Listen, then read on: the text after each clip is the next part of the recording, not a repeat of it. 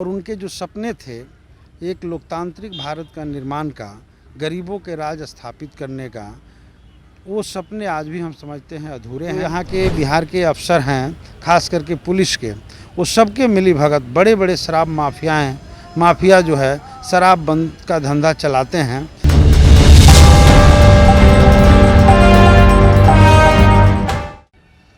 होली के समय बिहार में जहरीली शराब से लोगों की मौत हो गई। हालांकि जो सरकार है वो पल्ला झाड़ रही है और कह रही है बीमारी से मौत हो गई है। करीब 30 लोगों का जो ये आंकड़ा है उससे ज़्यादा बढ़ते जा रहा है, लेकिन सरकार अभी भी नहीं मान रही, कह रही है कि बीमारी है जिस वजह से मौत हो रही है। हमारे साथ माले विधायक हैं। सर, ये क्या बातें हैं? सरकार बार बार कह रही है कि जहरीली शराब से मौत नहीं हो रही है, कह रहे हैं कि बीमारी हो रही है। कैसी बीमारी है?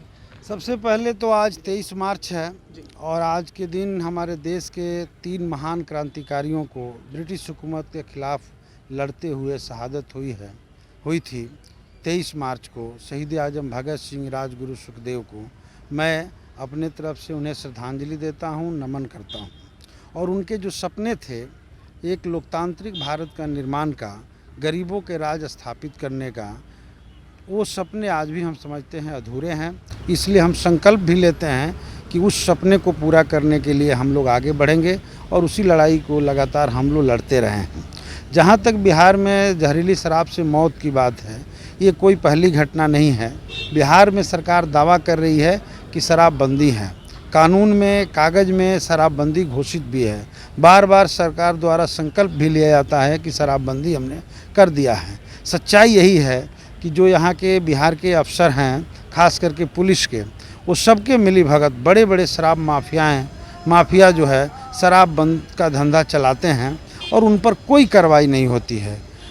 इसलिए हम समझते हैं कि इस प्रशासन और शराब माफिया के मिली भगत इस शराब का धंधा भी चल रहा है। तो जो भी सरकार दावा करे वो फेल है। और जो मौतें हो रही है, सरकार कह रही है कि ये जो है जहरीली शराब से नहीं बीमारी से हुई है, और सरकार सच्चाई को भी स्वीकार नहीं कर रही है। हम समझ रहे हैं सरकार को सच्चाई को स्वीकार करना चाहिए और जो लोग जहरीली शराब से मरे हैं उनकी जांच कराते हुए उस पर कार्रवाई हो, उस परिवार को 10-10 लाख रुपया मुआवजा मिले और जो पीड़ित परिवार है उस परिवार को कम से कम राहत और दिलाई जा सके, ये काम होना चाहिए। एक आखिरी सवाल है सर, आज ही के दिन विधायकों के साथ पिछले साल बदसलूकी हुई थी, पिटाई हुई थी, लेकिन अध्यक्ष महोदय कह रहे हैं कि उस अध्याय को मिटा देना चाहिए, पन्ना फाड़ देना चाहिए। क्या ये उचित है? वो कल्ला धब्बा था। भारतीय संसदीय लोकतंत्र के इतिहास में वो कल्ला धब्बा के रूप में दर्ज है। उस इतिहास को फाड़ करके चाहे जितना वो फेंक दें, लेकिन वो छुपने वाला नहीं है, वो बचने वाला नहीं है। मैं समझता हूँ जो उसके जिम्मेवार थे उन पर कार्रवाई होना चाहिए था। विधायकों पर लात जूते से डीएम और एसपी के द्वारा पीटा गया, उस पर जरूर कार्रवाई होना चाहिए था। केवल 2 कांस्टेबल पर कार्रवाई उचित नहीं था, उतना ही भर सजा नहीं होना चाहिए था।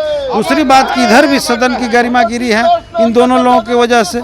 तो इस तरह से अगर जो है छूट दे दिया जाएगा तो बार बार विधायिका के पावर जो है सीमित हो जाएगा और सदन की गरिमा तार होगी। तो मैं समझता हूँ कार्रवाई होना चाहिए। ये थे हमारे साथ माले विधायक, जिन्होंने साफ तौर पर कहा है कि सदन की गरिमा जो है वो बार बार तार हो रही है। पिछले साल भी विधायकों के साथ जो पिटाई हुई उस पर भी संज्ञान लेना चाहिए और बिहार में जहरीली शराब से मौत हुई है ये सरकार को मानना चाहिए और उनके परिजनों को 10 लाख रुपया मुआवजा देना चाहिए। फिलहाल खबर में सिर्फ इतना ही। आप हमारे साथ बने रहें और देखते रहें DTV भारत। नमस्कार।